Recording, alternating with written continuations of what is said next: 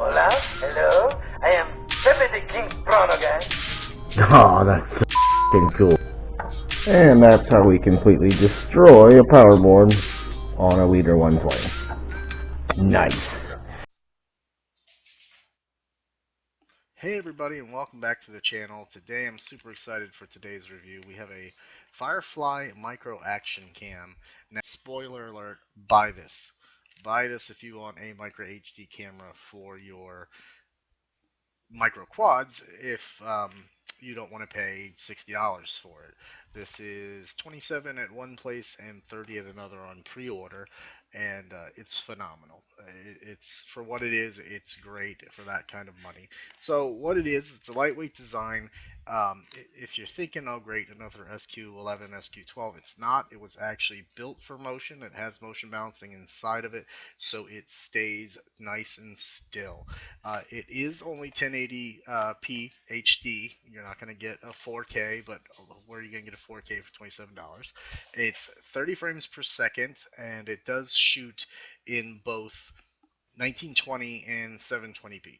Both, though, are at 30 frames per second. It does have a built-in speaker, which is super loud. I'll show you later. Probably don't want to use it. It's 160 degrees of angle in the lens. Takes 2.5 hours to charge with 60 minutes of runtime in it. And there is no screen on it, so don't expect a screen.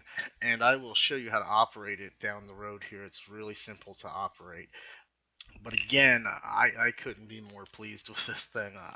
So I'm going to strap this on a GT-90 to show you how small it goes. But let's look at what's inside the box right now. So what we have is our typical USB cable for charging and downloading the information off the SD card that once you place it in there, you don't have to take the SD card out. You can take it right off the SD card in there. It's a little slow. Also comes with a manual and some accessories, which we're not going to use these accessories for handlebars or anything. And the manual is in English and in Chinese, and I'll give you a little show of that. It's super tiny, but there's not a lot you need to know on how to operate this. I'm going to show you the fundamentals here in a minute on how to operate it, but you can see it's kind of small, but it's only about 3 pages because there's not a whole lot to do in it. So once again, I'll show you that here at the end. It does come with this hard, God, I can't tell what that is, maybe a 30 degree of angle, 35 degree of angle holder, but it is in hard plastic. So I'm going to either create my own TPU or see if there's one already out there for it, because I'd like to have it on soft mount, but although I didn't get much jello or anything even on the hard mount, so that's pretty nice to get one for free along with it as well. Now let's take a look at what we've got on the camera itself. We have a on-off button and a mode button. We have our speaker holes there at the top. On the side, we have our micro SD card slot and a USB holder, and I'm going to show you something about those SD slots. It's very similar to the SQ11 and where that can get lost. Oh, spoiler alert, somebody's going to build a chameleon. And that's a titanium chameleon frame, guys. Got that one early as well. So, with this SD card, when you're going to slide that in, inside of there's I wouldn't want to call it a stopper, but you can see a metal piece back there that this pushes into. It's not like a nice holder in any way, and I really wish they would fix that. A lot of us are used to the click-in style, guys, so manufacturer. So if you're like me and like others, when you first go to slip this in, you push it all the way through inside the camera where you got to take it apart. But I found if you put it in with a notch out and the USB to the left and kind of push up with your finger when you push in, it will actually hit that stopper in the back and stay. Now there's no locking mechanism to keep your SD card in, which is why I want to thing up my own case for this so I can close this area off where things don't fly out. But I did deliberately crash it, and I didn't lose it. But if you should push that through, guys, this pulls apart by hand. There aren't any screws to be seen. So you can just open it up and shake out your card, and give it another try. Don't panic. Don't think, oh crap, but you definitely want to make sure that card stops going in, or it will end up inside the chassis of the camera. To turn it on, you just long press the power button, and you'll see a blue light. That is the low 720 mode. If you click the mode button once, it'll go to green. Hard to tell for you, but there it is, green. And then you click the power button one more time quickly, and you'll see it blink. So this camera does actually have a blinking I'm operating mode, which is nice. And I didn't have it do any of that silly, like only make a 400 megabyte file either. It ran the whole time I was running. So to stop it, you short click again on the power, and that will stop the blinking light, and it'll go back to green, and that is the 1080 mode. And then to shut it off, you long press the power again. So that's pretty much all you got. It's that power button and the mode button to do it. Now I'm going to mount this guy on the GT-90, so that is a 90 millimeter frame. That's as small as I got. That's not a Whoop, guys, so I can't demonstrate, I think, any smaller. I was gonna do the Leader 120, but why? Well, let's go as small as we can go. You'll see here, I'm just gonna zip tie the mount on there, uh, right up on top of the frame. The angle's pretty extreme, I think, too. So in the flight footage, if it seems a little extreme, don't worry, it's gonna get better. So I wanted to show you some differences so you can get a feel at what I'm looking at here. It's kind of hard to tell. I wanted to put a quarter down or something. I didn't really think that would give it. So there's the SQ11. Fail. There is our new FireFly. And there's the Mobius Mini.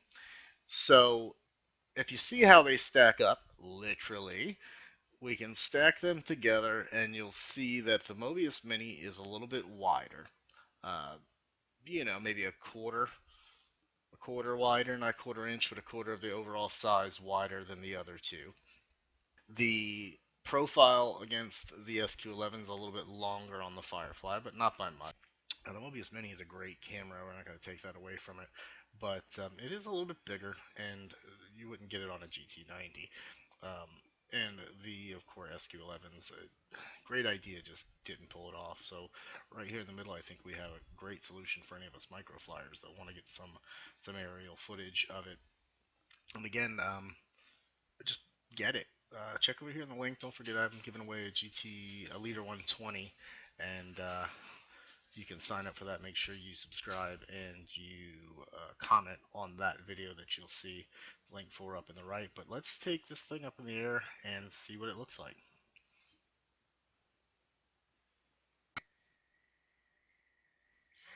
So as you guys can hear, it's pretty loud, and I actually went to the volume of my movie making software and turned it down to 5%, and it's still this loud in there. So the microphone works, that's for sure. But as you can see, I'm not getting any shakes. I'm not getting any craziness. The only bad part per se would be the fisheye, and in theory, at the end, I'll post that out, and we'll see what it looks like without that. I just use pure raw, which is exactly how it is. And there we go. Let's shut off the sound. That's just horrible. But I'm not getting real lag. I'm not getting real ticking. It's doing a pretty good job of changing its sensitivity when it's going through the lighting. Again, unfortunately, this came sort of later in the day, so I am fighting that setting sun back down there. And in Florida, that's a big-ass setting sun, so nothing fancy here. Again, I always say it, I'm not trying to ladrib out here. I'm not the greatest pilot in the world. I am still getting all that down, but putting it through some seriously, I'm not just doing some single flips, trying to put multiple flips in. I'm trying to eject the camera out of the thing. I'm trying to eject the card out of it. I'm trying to do anything violent to make it come apart, and nothing really made it come apart. So you can see here at the end, I just throw it in reverse and crash it on purpose to see if I can eject the card, which I did not. So like I said, my overall final thoughts on this thing is it's great. For all of us that with these micro quads that we can't stick a session on, and we can't usually fit a Mobius Mini on or anything like that, I mean, I think this is going to do the trick, and it's going to get some nice HD footage for us YouTubers who want to get YouTube footage of those micros instead of our VTX footage and don't really want to go with a split or anything like that. For $29, $27, I think you can't go wrong with this at all. So again, I get the links down the bottom. Feel free to click them and get one, even if you're not into YouTubing and you just want to get some good footage to share with your friends or family. I mean, it definitely is worth it, and this is just this is a great step forward for us with these micros that we didn't have before. And like here, you'll see where I reverse crashed it. I was trying to be gentle on my quad, but I still wanted to crash it to see if we could eject it or anything. And I wasn't able to. So again, really good stuff, and make sure you get one if you're looking for an HD. Thanks, guys. And as always, don't forget to subscribe, click that bell, share it with your friends, tweet it. I don't give a shit. Put it everywhere you can. Let everybody know and get them all involved and subscribed so I can give some more giveaways out. All right, thanks, guys.